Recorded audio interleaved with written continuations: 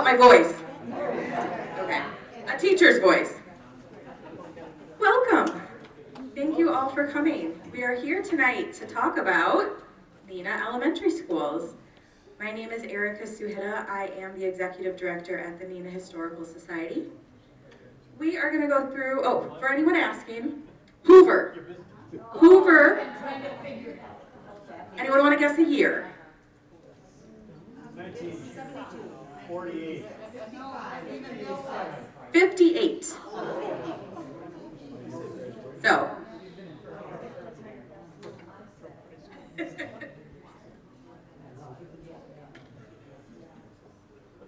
All right, we are going to do just a quick couple of housekeeping items. We have Christmas at the Octagon House coming up on Friday, December 5th and Saturday, December 6th. These events are free and open to the public.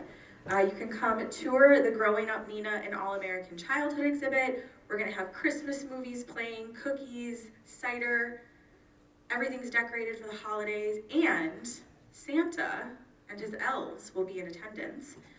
We have the retired Santa float sleigh from the fire department, and we have Santa coming for a fun photo opportunity. So again, join us for one of those dates in December. It's going to be a lot of fun. As always, here is my shameless plug for people to become a member of the Neenah Historical Society. We could not do this work without our members. It is our largest source of revenue for our operations. So we have membership forms on the back table. There's a variety of levels to join at. And again, we're truly grateful for everyone who supports us. All right, you all should feel incredibly honored because we are letting you all know of our upcoming programming for winter and spring. You hear it first here. We have Thursday, February 26th. Miranda's sending me messages. Stop it. Okay. Wisconsin World War II prisoner of war camps. So if you did not know, we had German prisoner of war camps here in Wisconsin. We have a local historian who will be here telling us all about that. Thursday, March 19th, the history of sturgeon spearing. We have a DNR sturgeon biologist coming to tell us all about the history and culture of sturgeon spearing in our area. And then Thursday, April 16th, Neenah Sports, big wins and big losses. So that should be a fun one. And if you have any big wins or losses, you let us know. We'd love to hear about them. Sports related. Neenah, sports related. Just to preface. Thank you to Maida and the Neenah Public Library as always. She's put out tea and a spread of snacks for you this evening. We love the Neenah Public Library and them hosting us. We're so grateful. We also, our wonderful museum coordinator and archivist in the back, Miranda, wave hi. Hello. Miranda pulled a ton of items from our collection this week. So up here on the table, we have artifacts from almost every elementary school that we're going to be discussing tonight. We'd love it if you came up afterwards and took a look or gave, your memories, stories, input, etc. Okay. Let's get into it. So earlier this year, the Neenah Historical Society, we opened a new exhibit called Growing Up Neenah in All-American Childhood. And the exhibit explores many facets of what makes the childhood experience in Neenah special, right? We talk about institutions unique to our city like the VNA, Theda Clark Hospital, Kimberly Clark Diapers, Parks and Recreation, Brigade, and more. And when we're creating the content for Growing Up Neenah, we put together something called a history harvest. And this was a chance for individuals to share their stories and memories with us. Raise your hand if you participated in that history harvest. Yeah. We are so grateful for everyone who filled out forms, who came in and chatted with us, who shared their stories, their memories, their pictures. It became really clear to us that elementary schools specifically played a very obvious role in childhood. So with that said, we dedicated an entire portion of our exhibit to a timeline, which is pictured here. And this created a very clear visual for the different buildings that have come and gone throughout our city's history. Both public and private school timelines were created, and visitors, who's visited the exhibit? Not nearly enough of you. It is open for another year. Come visit us.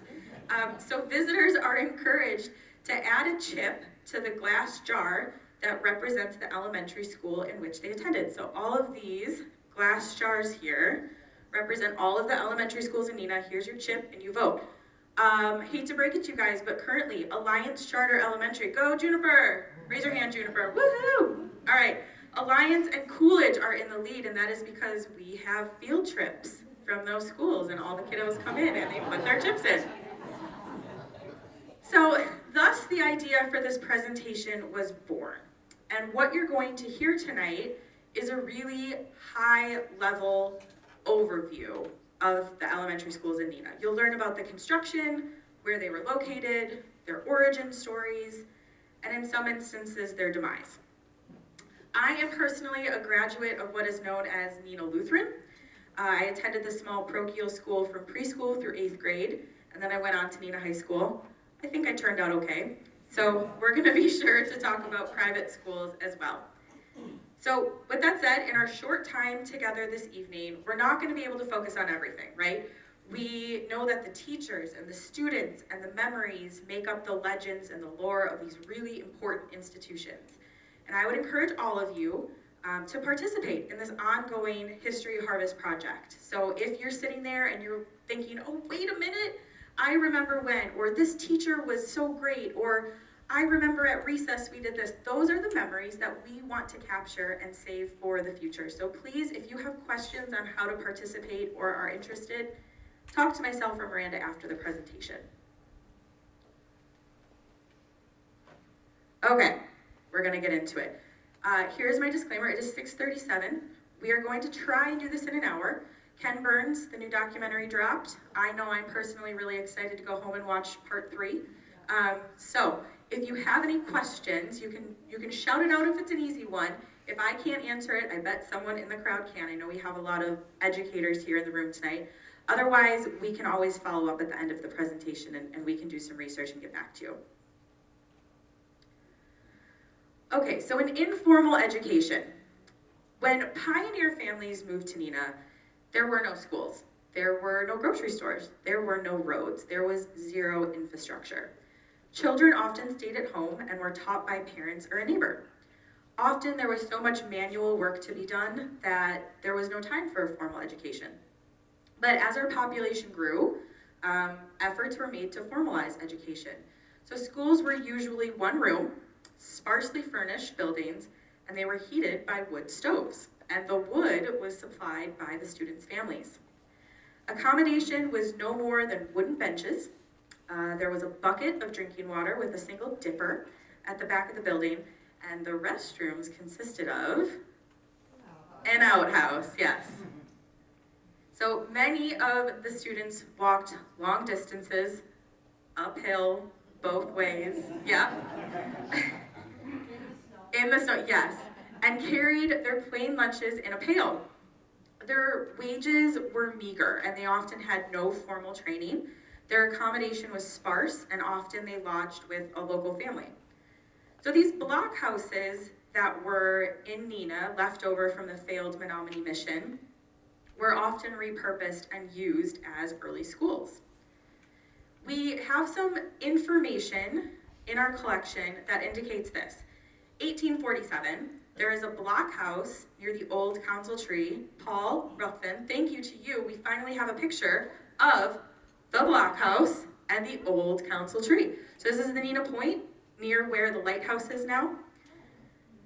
There was a teacher, Carolyn Northrup, so that was used as a school.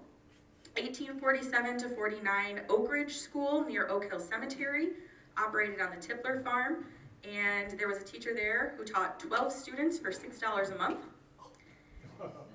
1857, there was a school on the Manser farm property that held 2 3.5-month terms. The teacher was paid $3.50 a week to teach 13 students who used McGuffey readers. And this school eventually morphed into what we know as Lakeview Elementary. In 1871, the Normal School at Oshkosh opened as a teacher's college to formalize methods and consistent practices. All right, pictured here is a deed from April of 1851. Loyal Jones and Erastus Drury, acting as administrators of the estate of Harvey Jones, placed land for sale and advertised it in the Winnebago Telegraph. In response, the district school board of Neenah purchased 4 lots for $450. These lots are located on present-day Walnut, Franklin, and Washington, where Washington School is. The purchase marked the first known attempt at formalizing a school system in the newly formed village of Neenah. So let's put this into perspective. This is just 8 years after Harrison Reed purchases Winnebago Rapids from the United States government, 2 years after the death of his co-founder, Harvey Jones, 3 years after Wisconsin becomes a state, and 22 years before Neenah is incorporated as a city. So the school system was established in 1875. Mr. T.T. Moulton, this very dapper looking gentleman, was elected as superintendent, and he worked with the Board of Education to oversee 660 pupils across 7 buildings.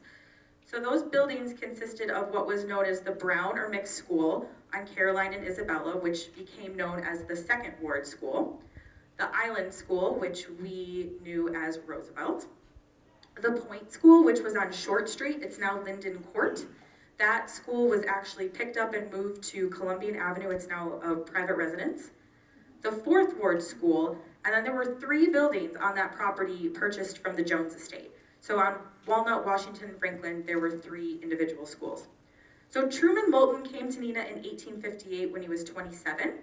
He served in the Civil War and was described as very grave and dignified, courteous, refined, right? So a very upstanding gentleman. His 1913 obituary goes on to say, a veritable gentleman of the old school. He was identified with the best movements of our village and city life, and as the first superintendent of our city schools, did more than anyone else to give the foundation of prosperity and success which they have ever since maintained. So at first, the superintendent of schools is elected by people, and he didn't have to possess a certain certified educational qualification, right? He ran for office, he wasn't required to teach or visit the teachers, right? And at the turn of the century, this changed. And notice the language that I use. So the superintendent was chosen by the Board of Education. He had to have a degree in education and preferably some experience in the field. Gradually, his position grew to supervision of all teachers, teachings, buildings, and conduct of the school. Yeah, it had to be a man. Until now. Okay, so we're going to start off with the ward schools. We're looking at a timeline from about 1875 to 1920. The First Ward School. On March 20th of 1879, the Neenah Council appropriated $15,600 for a new First Ward School. The foundation was to be of stone from the Neenah Quarry and pressed brick from the Neenah Brickyard. With the furnace and equipment, the cost came over budget at $25,000. And a remodeling project in the summer of 1935 removed the cupola, which housed the old school bell. I know, sad, but we've got the apple. That's a joke. Okay. The First Ward School served as an elementary and a high school until 1906, when it was decided to build the Kimberly School on Commercial Street to house the high school and vocational students. Also to note is that kindergarten classes were introduced in 1898. All right. The Second Ward School. On January 12th, 1893, the mayor stated, everyone's favorite thing, a special tax levy would be required to meet the expense of building a new Second Ward School. The school board had requested $15,000, but $20,000 was likely needed to complete the building, as there were approximately 2,000 school-age children in Neenah, with 571 of them in the Second Ward. So the school board was unanimously in favor of the improvement, but the mayor was afraid that the taxpayers were not going to be. But one alderman noted that a new school building was absolutely necessary as basements were being utilized for classrooms. So on January 19th of 1893, an appropriation for $15,000 was made for the erection of a new second ward school on Adams and Isabella Street. The special tax of 1% was made to meet the expenses. The new school had 6 classrooms, was built of brick and stone, and Mrs. Isa Letourneau was the first principal. So pretty awesome. We had a female principal in the 1890s, and she was married with children, so yes. All right, third ward. In 1888, it became apparent that a new school was needed for the island. The council appropriated just $10,000 for a third ward school on East Forest Avenue between 1st and 2nd Streets. There were 6 classrooms, and Mrs. Ida Montgomery was the first principal. So think about this.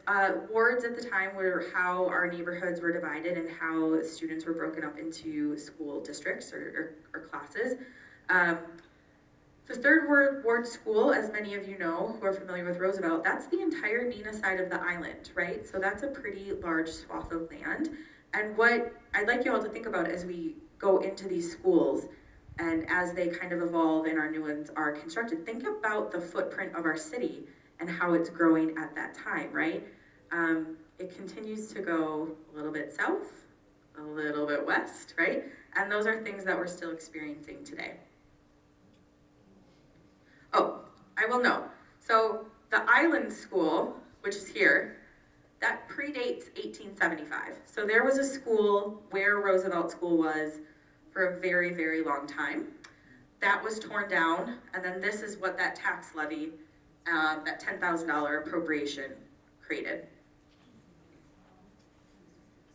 All right, the fourth ward school. Between 1875 and 1878, a new brick building was built in the 4th Ward on Adams Street between Harrison and Van Streets. It was a 2-story, 2-room building, held 4 grades, and was heated by a huge wood-burning stove on each floor. Miss Isa Brown was the first principal, and Miss Marie Bergstrom taught on the lower floor. It seems really big for just 2 classrooms, but there we are. I do love that the only picture I can identify is William Shakespeare. So, you know, take what you will. All right, so with World War I, this is where things get a little confusing. We decided to change all of the names of the school. After the First World War, the American Legion obtained permission to rename the buildings after our presidents. The purpose, as stated in the resolution, was to keep the names of our immortal heroes and statesmen always before the people. And the language that they used in the resolution is as follows. I think this is very strong, and I would like you all to think about how this would be digested currently. Just gonna put that out there. All right. The duty of every American citizen to do his all in keeping America safe. The duty to teach and keep before the American government and our flag and what they represent. At this time, it is the duty of every American citizen to inculcate into all the minds the spirit of 100% Americanism. So we're coming off a very brutal, very tragic war, and there is this sense that we need to change everything, especially in the minds of the young people that we were educating. So this resolution was approved, and the names were changed at once. Moving forward, any new elementary school constructed adopted this naming structure. So you'll see that the first ward was changed to Washington, second ward Lincoln, third ward Roosevelt, and the fourth ward McKinley. All right, in 1974, we're gonna whoosh into the future a little bit. We're gonna time travel. The Board of Education determines that the reconstruction, rather than the remodeling of this school, remember we built it almost 100 years ago, would be the best route. So despite being slightly more affordable to renovate, the building was restricted by its physical limitations. It would be less adaptable to a future phase out and conversion to another use. Renovation wouldn't guarantee that the remodeled school could meet building codes, and during construction, the school couldn't be used for classes. So a new Washington Elementary School was dedicated in November of 1976. The former building was demolished in that summer. Okay, so here's the old building, right? Bell Tower used to be here. They took it off in the 30s. Then they were like, well, we're gonna build a gym. We're gonna build some other stuff. And the idea eventually came that they just kind of wrapped around, and then they knocked this down, and this parking lot and this kind of playground area is still what we drive by today. The school closed in 2009 and reopened in 2015 as home to the Little Rockets 4K Early Learning. It is Neenah's newest elementary school. 1976. Just let that sink in. Lincoln was designed by renowned local architect William Waters, who's known for many of the beautiful homes that we have on Wisconsin Avenue and throughout Doty Island. So very rare that such a prominent architect would design a school in our city. It had 3 rooms on each floor, 2 cloakrooms to each schoolroom. Classrooms were 30 by 36 feet and well lit. The basement featured 10-foot ceilings and the tower was 76 feet high. The building faced southeast and was described as a necessity, not a luxury. In 1893, the school was considered to be modern and roomy and one that will meet the demands for increased schoolroom and at the same time prove a beautiful and enduring edifice dedicated to education.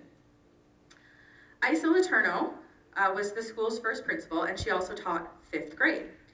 In 1906, does anyone want to guess how much Isa made in 1906 for a full year's salary of principal and teaching 5th grade? Okay, $500. She served as principal for over 20 years, and she retired in 1909. Generations later, 4th and 5th grades were eliminated at Lincoln in 1954. Small enrollments promoted the decision as there were only 12 students in 4th grade and 6 in 5th grade. In 1969, a 5-room addition was added to Taft Elementary. The Taft addition increased capacity by 150 students, and Lincoln was closed as a result. At the time, Lincoln was the 2nd oldest school in the district. In 1971, George Cowling purchased the site, raised the building, and constructed a 16-unit apartment complex at 311 Adams Street, which is still standing today. So the Lincoln Manor Apartments, if you drive by, it has a brick facade, and those bricks were used from what was left over of the school. I'll also note that notice what happens to the properties of these schools once they're torn down. There's also a trend that happens. So as school enrollments increased and the city grew, larger schools were needed. And in 1923, the old 3rd Ward School was torn down and a new one of red brick and cut stone was built in its place on East Forest Avenue. The formal opening of Roosevelt took place on January 2nd, 1924. And after serving the community for 100 years, the building was closed and demolished in 2023. Both the cornerstone and the headstone were salvaged, and they are located on the Historical Society property, so if you ever want to come visit and say hello, they're there for you. A project recently spearheaded by Ron Klatt. Ron's here, where is he? Ron? Okay, so Ron is a Doty Islander. He was actually crowned the king of Doty Island. He has like the uniform to prove it. Ron petitioned really hard for a memorial to be put on the property where Roosevelt stood.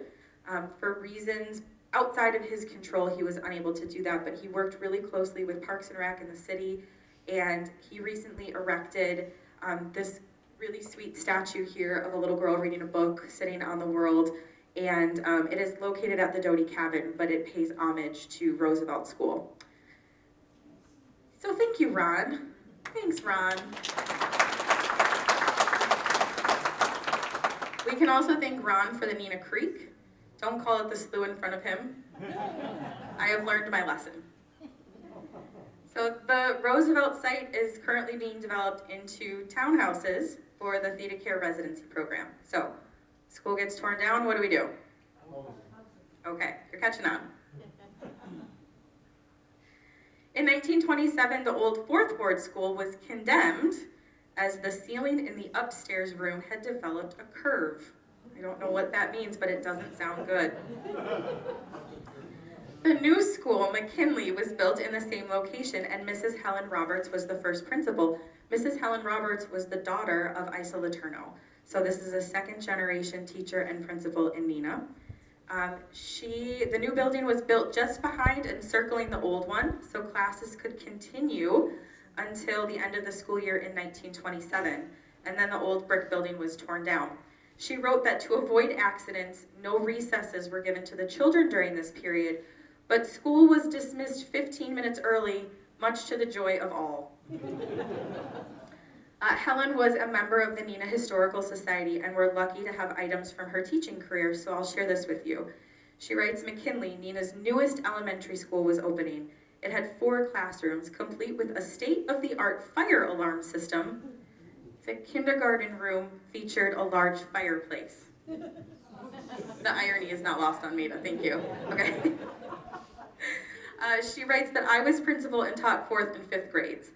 It was in 1943 that I started what became a bit of a tradition at McKinley, the annual Parade on Wheels.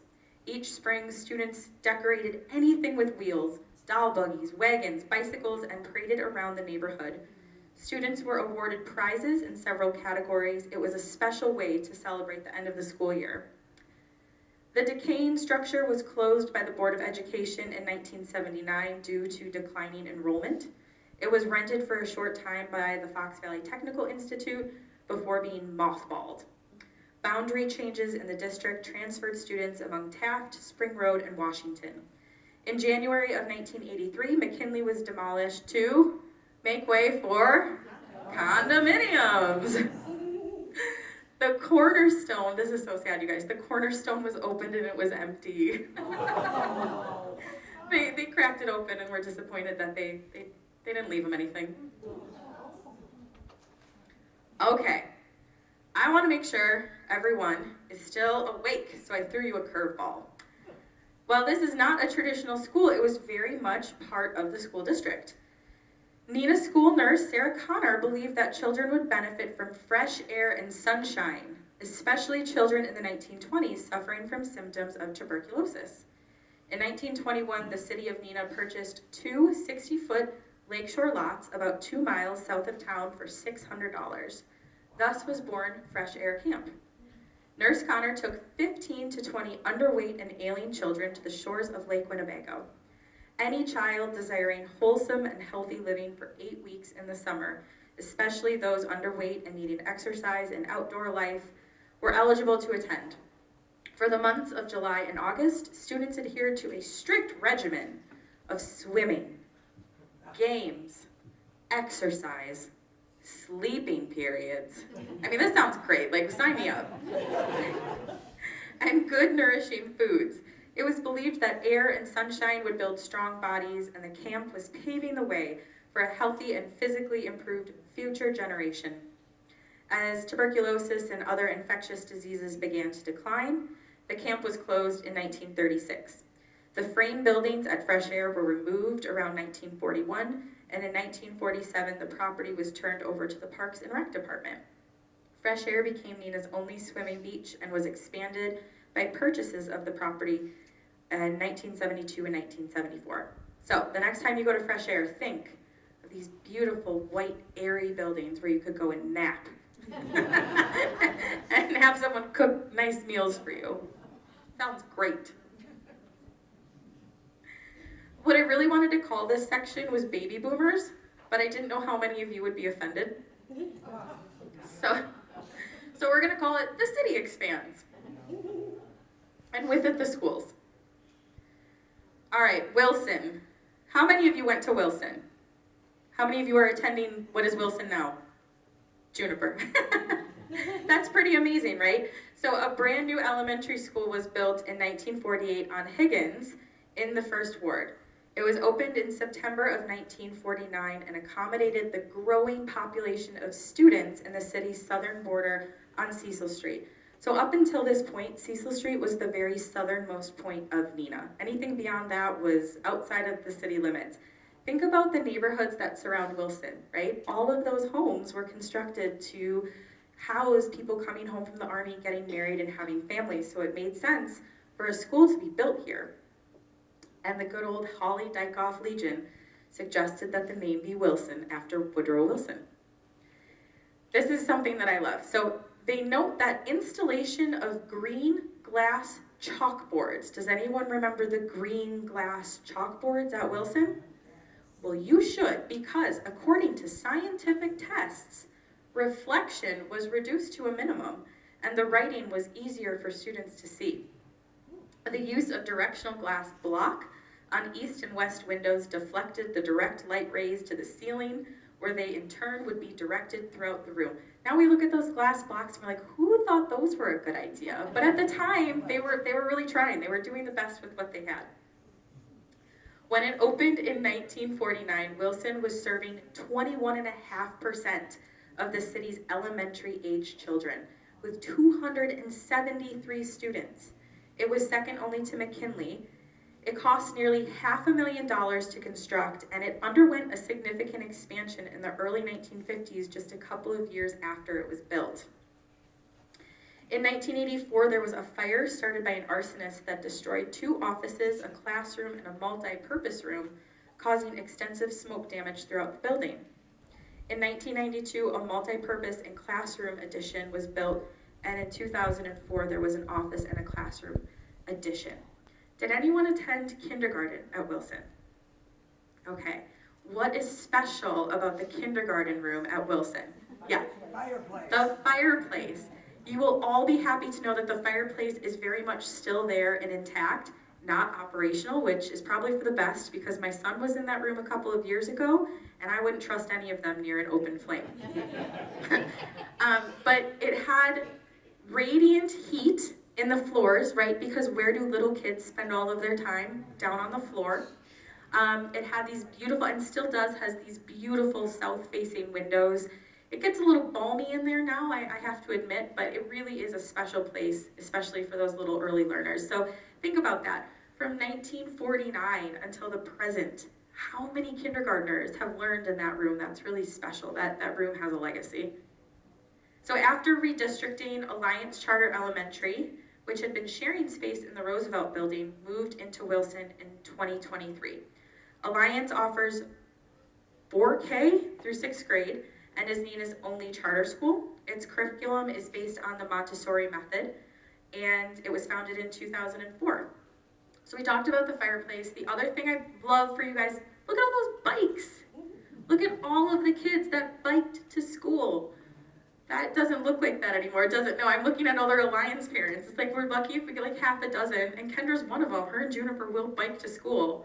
I don't live that far, I'm driving, but this was very much a neighborhood school. This is very much a place where kids felt safe and comfortable, and the parents felt safe letting kids ride their bikes to school. I mean, if those bikes could talk, I bet there's some stories.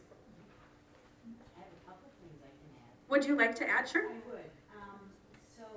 I had in 1965, I had a teacher. Her name was Miss Gotham, and she was the most amazing teacher. She would do, like for Thanksgiving, we'd come to school in the morning, bake pies, do all that, take us to the museum, the Indian Museum in Oshkosh. But we have a book that's knee thick of all of our pictures, all of what we wanted to be when we grew up, and it's called I Remember 1965. Just had my 50th class reunion, and some of us brought the book so people could look through it. Are you going to share the book with us? Oh, I would, yeah, Brand is like, yes, bring it in, yeah, I'll scan it. it's awesome. But then I'm going to tell you a naughty story. Oh, the best kind. Yeah, so see the brick to the left of the front doors, how it almost goes in, This.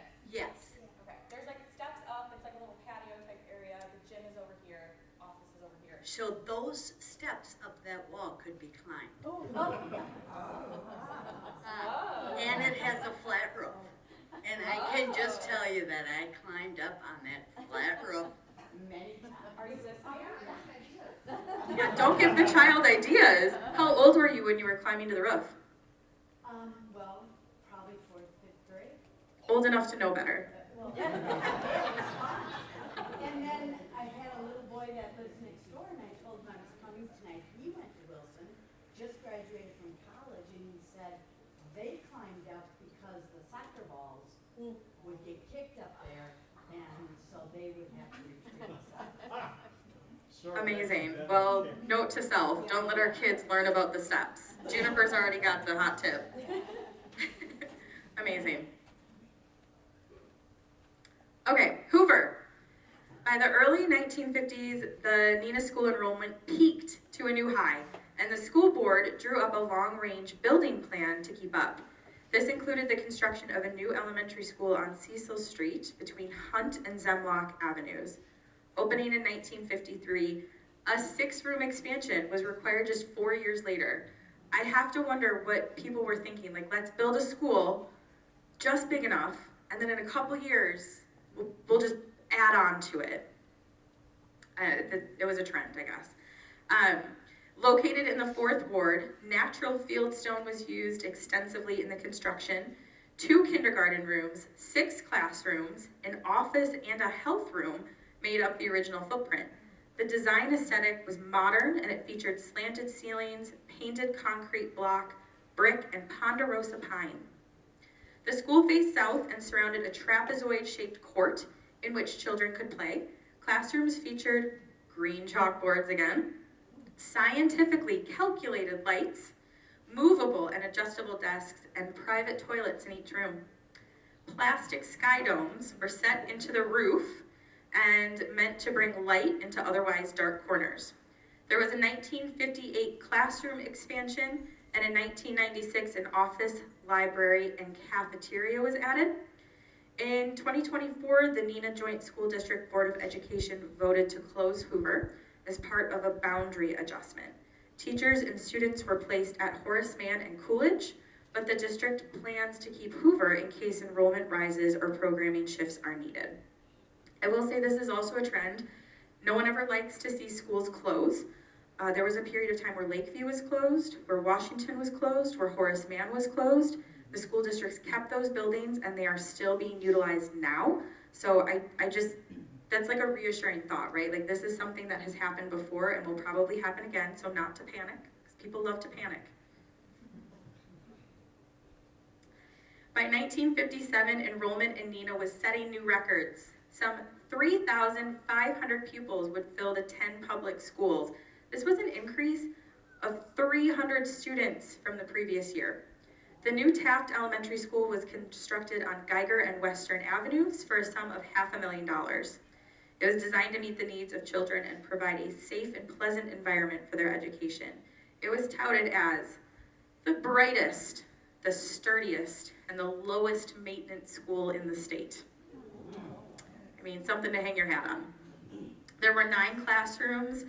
They all contained built-in work sinks and drinking fountains. No more bucket, right? No more bucket with the scoop for water. There were, again, those plastic sky domes throughout classrooms. And besides the 9 classrooms, they had a regulation-sized playroom and gym.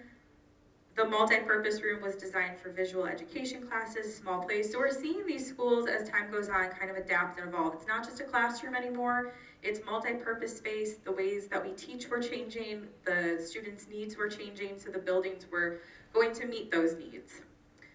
There was an administration suite with a principal's office, workroom, control center, health room, teacher's room, lots of rooms. Just over 10 years later, there would be a significant addition at the cost of $275,000, but that was going to accommodate students and staff from Lincoln, which was being phased out. In 1996, there was a classroom and office addition as well. So you can see, 1996, thank you, Neenah, for investing in us, right? Coolidge, any Coolidge comments in the house? Oh, 2, okay, way to represent. Constructed in 1962 in Neenah's Edgewood area, Coolidge was named after the 30th president, Calvin Coolidge. The name was again suggested by the commander of Holly Dykoff American Legion. It was designed on a 7-acre site on Alcott Drive. Okay, guys, look at this. This is Coolidge. Look around. all of the development now that's crazy, right? Mahler Farms hadn't happened, all of the neighborhoods that built up around there. There was actually an article in the newspaper. Someone was really quite pissed because they had built a house over here, and they were irked that they were going to have to stare at a gymnasium. Like, I don't know. What do you say to that? Tough? I know. I guess you can't move the gym. So, 6 classrooms, a gym, the multi-purpose room, and a library. Ground was broken in May of '62. There were 3 double rooms, which were separated by folding partitions, and again, for speakers, large group presentations and team teaching. Every room had walls for students to display their work, ample storage facilities, a steel sink, and a drinking fountain. We're seeing a trend here. Provisions for year-round activities were included, meant to be used by the Parks and Rec Department in summer and winter. And there was also a tile mural. You guys remember the tile mural in the entrance depicting boys and girls at work and play. An addition of 4 more classrooms was required just 3 years later. And in '96, there was a classroom and gymnasium addition. Yeah, pretty wild how that part of town has grown. Okay, here's something super fun that I got to learn all about. Did you know that the Neenah School Board transitioned into the Neenah Joint School District in 1962? Some of you are nodding. I wasn't alive, so I did not know about this happening. It was a big deal. So there was a law introduced in 1960 which put all land in the state into high school districts. So if you were a school, you had to be feeding into a high school. The state set a deadline of July 1st, 1962 for districts to take action. After that date, there was a committee that could decide where you would be attached to. So meetings took place over the next 2 years outlining the differences between a city school district and a joint school district. In a unified or a joint school district, the school board has more authority and independence from city councils. So essentially, the school system went from being under city government to their own entity. Effective July 1st, 1962, the rural school districts surrounding Neenah merged into the Neenah School Board. You guys following? So we've got the Neenah schools, we've got the rural schools. They merged together into the Neenah School Board, but then they're like, well, wait a minute, we don't like that name. We're gonna change it to the Neenah Joint School District. Follow? Okay, I see some nods. At least you're awake. So Lakeview, Tullar, Spring Road, Clayton, Gillingham all joined Neenah schools and would feed into the Neenah high school system. It was also at this time that libraries were added to each school. Previously, each school was served by the Neenah Public Library. This map is really interesting. I know you can't see it up here. We have the actual map on the table. You can check it out later. This shows all of the rural school districts that had to make those difficult decisions about what they were going to do with their rural schools. Were we going to join Neenah, someone else, do our own thing? There was a lot of discussion and kind of debate over that. So Clayton originally consisted of 4 rural schools: Lonely Oak, Oakdale, Beaver Dam, Clayton Center, and then they merged in 1956 to form Clayton. As a result of that merger, a new school was built in 1957. It consisted of classrooms, a gym, a kitchen, and then another addition in 1970 and 1992. What's interesting about Clayton is, if you know where this is, it's 76 in Fairview. So it is not bikeable. Think about all of those bicycles at Wilson. This is not the type of school that you can do that. So it's a different environment because of its rural location. All right, Tullar. Any Tullar Tigers? Aw, look at that. There's a couple of you. So in 1848, District 4, Town of Neenah, established a school located, Ron, east of the slough and south of what is now Cecil Street. In 1858, the district voted to appropriate $25 for a lot and not over $300 to construct a 24 by 30 foot structure, complete with seats and desks for 40 students. School was held in 2 3-month terms in summer and winter. In 1919, District 4 was officially named the Tullar School after Mr. Jackson Tullar, who donated the first parcel of land to the school. In 1941, a 2-classroom structure with a huge multi-purpose room in the basement was built. 3 more additions expanded the school's footprint, And after the 1962 consolidation, the largest addition was built. And in 2009, an elevator was added. So all of the images that you're seeing tonight come from our Flickr collection. So these are images we have at the Historical Society. Every time we get a snowstorm in Neenah, I post a picture of one of these Tullar students building these gigantic complexes made out of snow, like the good old days, right? I know, I love them. People love them. I think that kind of sums up childhood, right? Like everyone's working together to build something that could potentially collapse and hurt you. I don't know. We survived, it's fine. All right, Lakeview. Who's from Lakeview? Just Vance and a couple people in the back? Okay. All right. So this one has a very interesting history. In 1856, School District 3 was formed in the town of Neenah. There were 43 students in the district ranging in ages from 4 to 20. Imagine teaching that. Ages 4 to 20 in one room. Voters met on the Manser farm. So the Mansers were some of the first settlers to the area, and they settled on Manser Bay near Lake Winnebago. So there was an agreement made to raise $200 in taxes to build an 18 by 24 foot school with stove and pipe heat. They also voted to raise $45 to pay 2 teachers for a 3-month period. McGuffey readers were used as the curriculum. In 1859, the school was completed on the Manser farm, and then a couple years later it was picked up and moved and put onto the E.S. Pope property, which is the present-day location of Lakeview School. By 1884, a 9-month school year was formalized.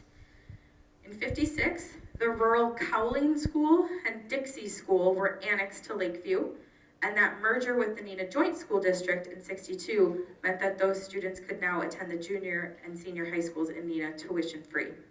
There were classrooms added in 67, and then the entrance was renovated in 1998, but that's a very old footprint of that brick school, like 1930s.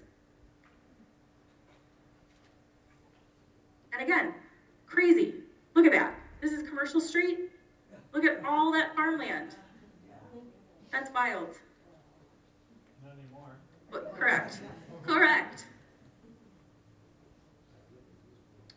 All right, around 1890, a one-room brick school was built to replace an old wooden structure that had been serving as a schoolhouse for decades. Kerosene lamps were used to light the building, and drinking water, in that bucket, was brought over from a neighboring well. Beginning as a rural school serving the town of Menasha, enrollment grew to 65 students in 1936 and required the construction of a new Spring Road school. The building was located about 100 yards southwest of the old site, which was acquired by the State Highway Commission for building of the new superhighway. The superhighway! In 1936, it's what we now know as Highway 41.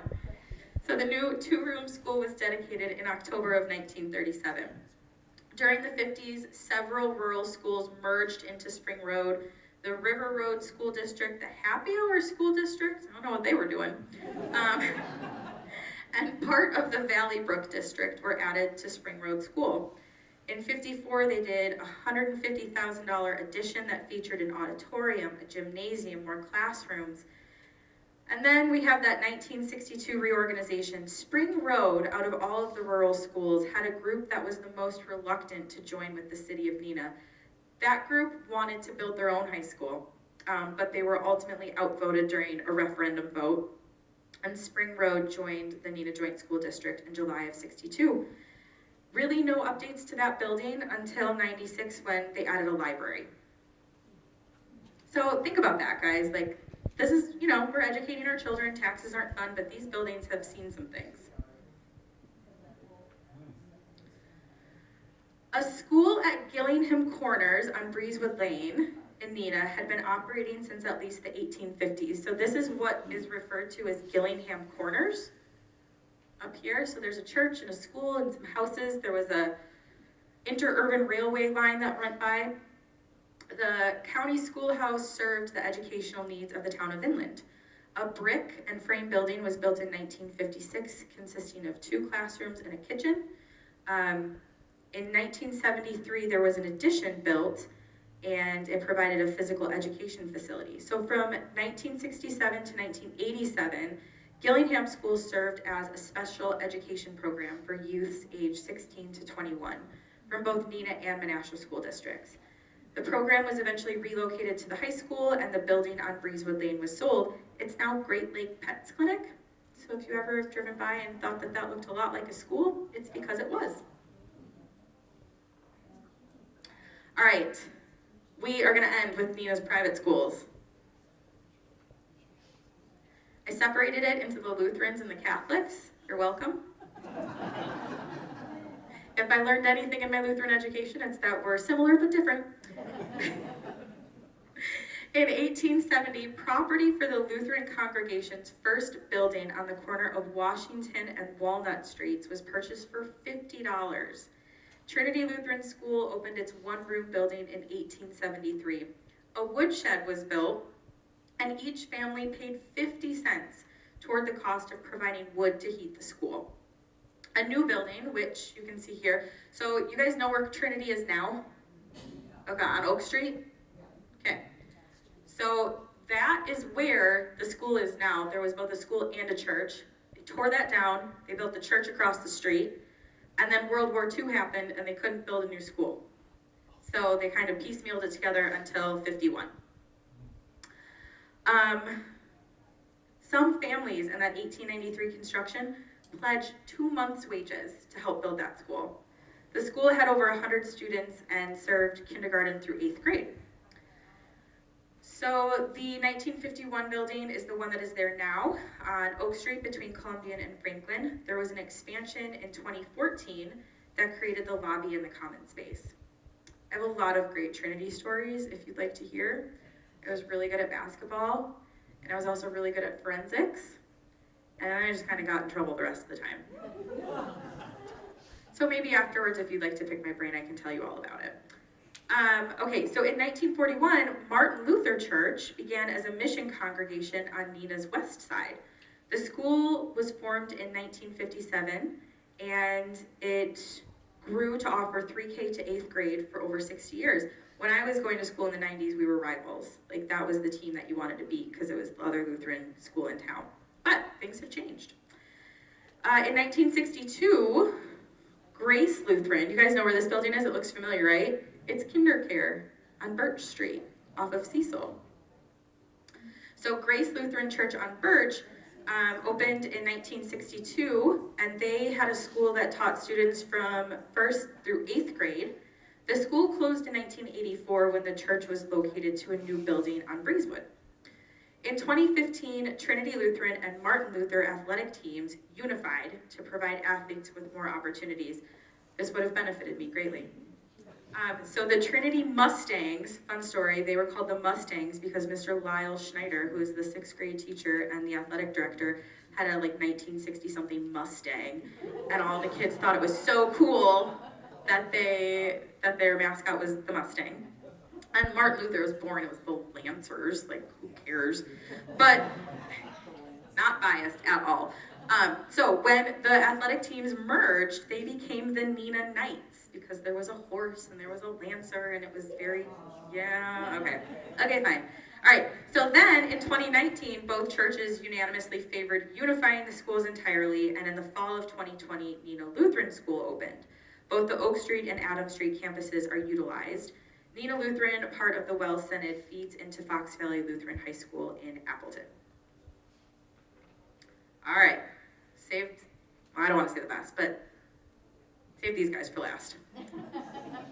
I kid. All right, so the Congregation of St. Margaret Mary's was formed in 1932. Pretty wild, guys. Neenah did not have a Catholic congregation until the 1930s. If you were Catholic in Neenah, you went to St. Pat's on the Menasha side of Doty Island, and they also had a school. So it wasn't until 1932 that 250 families at St. Patrick's met in the basement and formed their own church. And it wasn't until 1933 that St. Margaret Mary's opened their church.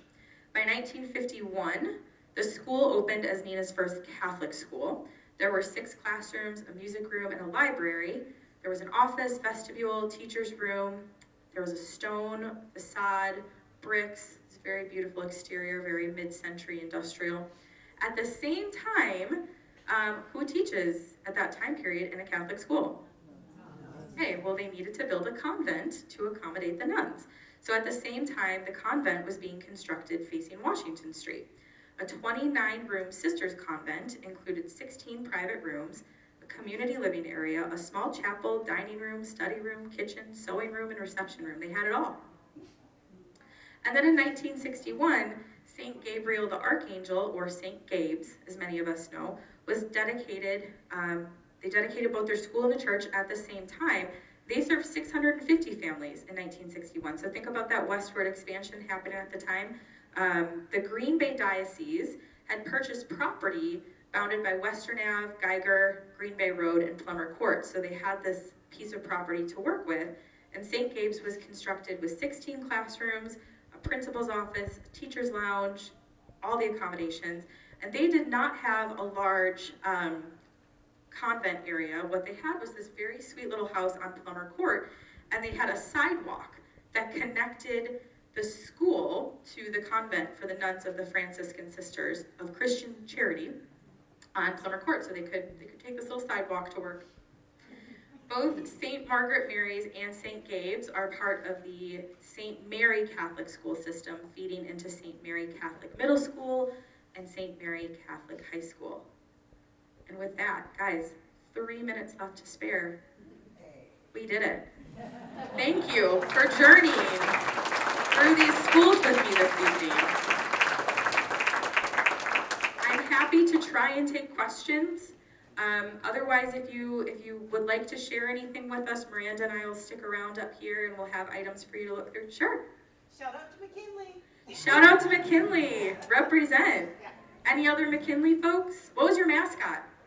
I don't remember. Oh. I was in first through third grade. First- I got bused to Taft for kindergarten. Ah. That's why the class was so small. Yep, that tracks. Okay. Any other stories, questions, comments? Yeah. I went to 2 years of kindergarten at Wilson through 5th grade. Okay, hold on. They have 2 years of kindergarten back in my day, morning and afternoon. And I went to Wilson through 5th grade, but Wilson got so crowded, they bused us 2 classes of 6th graders to Hoover. Yeah. Mm-hmm. Ron has a story. I'm gonna pass it down to Ron. After graduate school at Whitewater, I came to Neenah for my first job as the first elementary counselor at Tullar School in 1973-74 school year. Anyone else? Oh, this row's chatting. For a while, the junior high school was at what is now the admin building, and, pardon me? Okay, and then Horace Mann was built, and 8th grade was the first year that I was there, and the next year the school was over capacity because of the Neenah Joint School District, so that was an interesting time. Anyone else? I'm I'm coming. just curious how many people went to a one-room school where you had to fill the. Did anyone here go to a one-room school? Oh my gosh, did you just live in a rural area, or do you look great for your age? Valley Brook. Valley Brook, okay. And then we went to Spring Road and then. What was it like? We had to bring wood. We took our turns filling the furnace. There was no water, there was no toilet, you had to go out to the outhouse. There were 3 of us I was in first grade, and there were 3 of us at the time. And the teacher taught everybody. She took her little turn teaching the first graders and then the second graders, and she moved her way around the school. And first grade there. How was it transitioning to a larger school? What did that I don't remember that. I don't remember. I remember bringing I can't remember what we had for lunch, but I remember how it smelled. I can remember the smell. It wasn't good.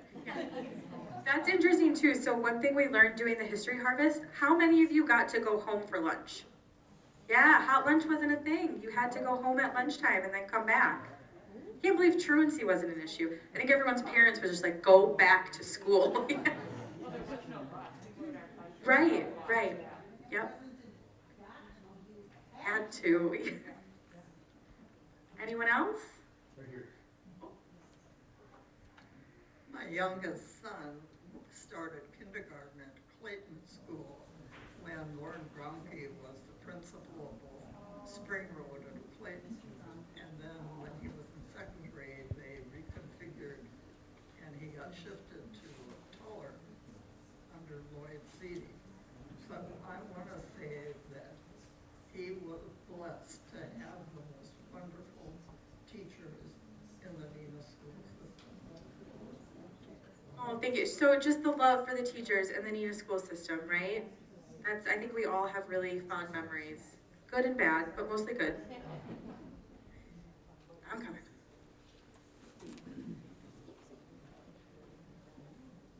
I have just two things. Went to Clayton School, and maybe some of you, I don't remember, when I went there for second grade, it was 1, 2, 3, and it stopped at third grade. And I think you went to Spring Road, and then they had that addition put on the side. But the reason I'm talking it is because our administrative assistant was also the cook. She would come at noontime, and we'd all eat there because we didn't bike home. So yeah, Mrs. Westfall. And I think Mr. Gronke was, Ann, do you remember? Yeah. Anyway. Do you remember sleeping there during a snowstorm? Did she sleep there during a snowstorm? On the bus, we went to Kavanaugh's Sports Farm. Yeah. And that's where the bus stopped. And I don't remember if it was overnight, but Because we parents slept had to pick you up we there. slept in the gym and the neighbors brought blankets and. Okay. So during snowstorms, they would just, Well, we couldn't get. you couldn't get home, so you'd just sleep at school. I mean, amazing. You guys, okay, so all of you with these amazing memories and comments, please come in and share them with us. Email us, fill out the online form. We're really fun. How fun are we? How fun are we? I am no Miss Maisel. One of my favorite memories of Wilson School when I was there.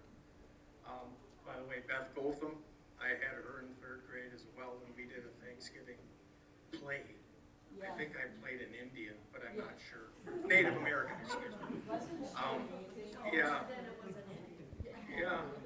But one of my favorite things was when we were in 5th and 6th grade, athletically, the boys got to play basketball, softball, and touch football, and we competed against all the other elementary schools in Neenah. So when we played Taft or Hoover or Roosevelt or McKinley or Washington, it was really a interesting time. We got to make good friends with some of the guys we competed against from the other schools. It was a really great time. And one of the things that I also enjoyed about the elementary schools back then is they were all neighborhood schools. And I feel bad that we've lost that identity nowadays. If Wilson School at the time fell over, I think half the kids would be out of a home because the bricks would fall on the houses of all the kids that lived in the neighborhood. We were, I remember Cecil Street being a cinder road, a gravel road. But every kid that went to Wilson School was within 3, 4, 5 blocks. It was phenomenal at the time. Missed that on the elementary level. So it was a good time. Can I make a comment? I have the microphone, so I guess I can. I will challenge that. So as a parent, a current parent in the Neenah Joint School District who did not go to a public school, that was a hard decision for my family to make.